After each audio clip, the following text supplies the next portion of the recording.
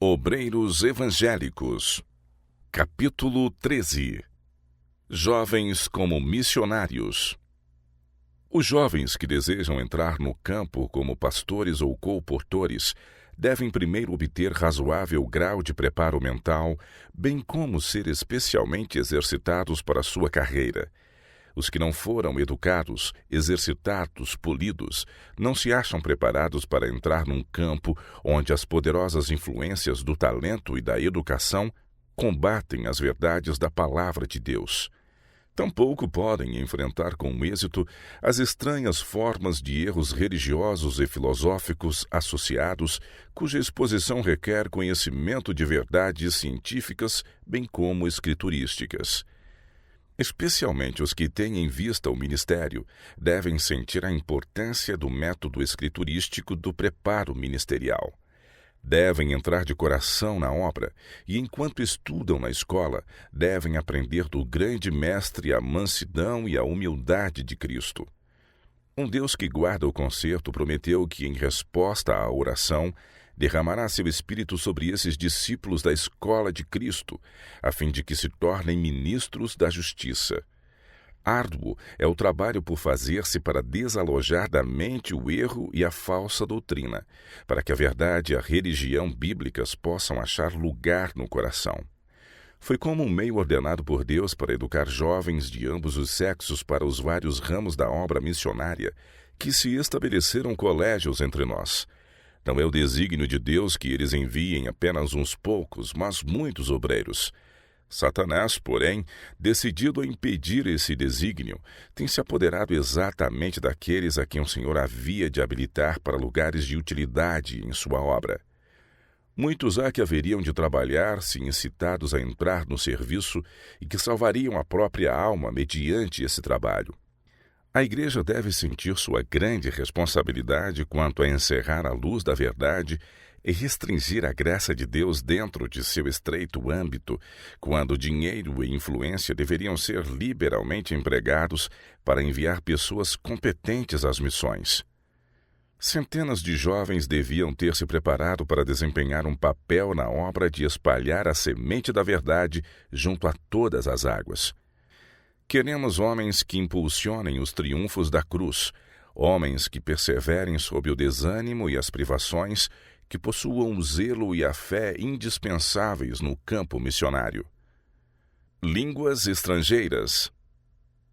Há entre nós pessoas que, sem a fadiga e demora da aprendizagem de outro idioma, se poderiam habilitar para proclamar a verdade a outras nações.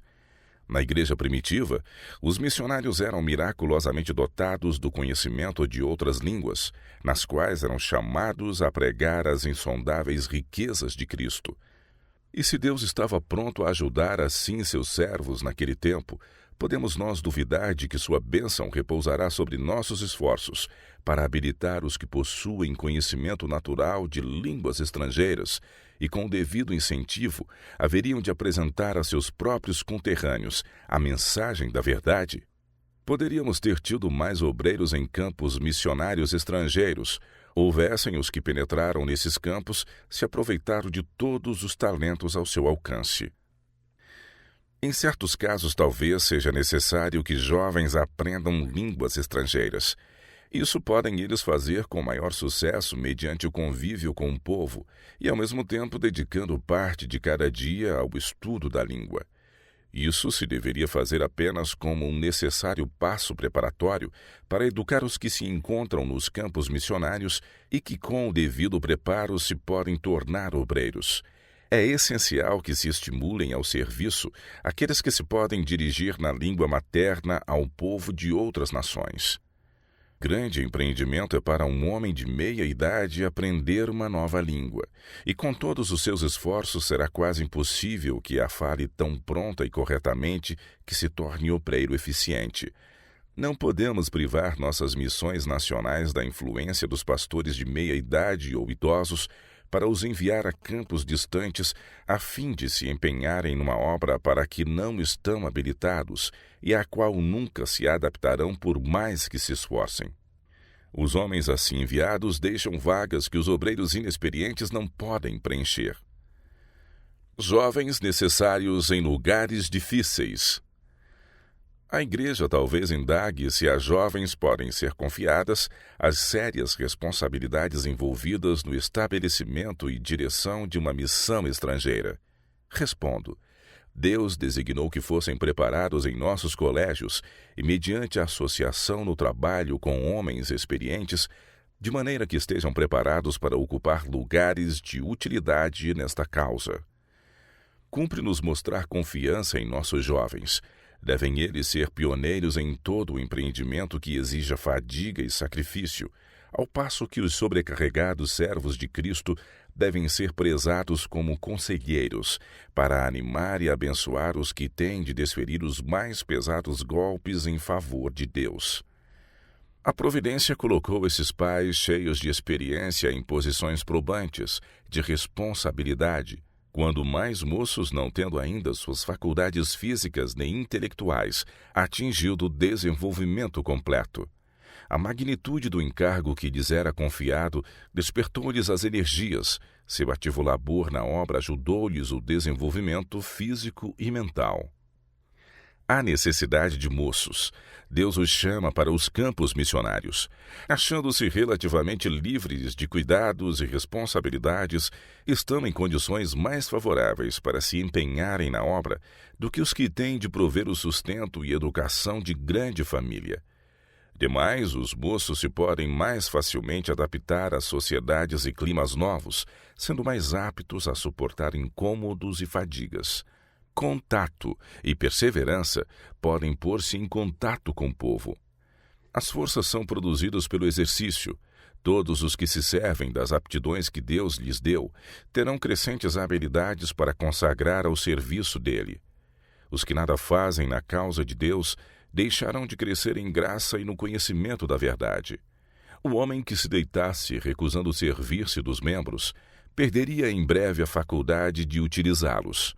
Assim, o cristão que não exercita as aptidões concedidas por Deus não somente deixa de crescer em Cristo, mas perde as forças que já possuía, torna-se um paralítico espiritual.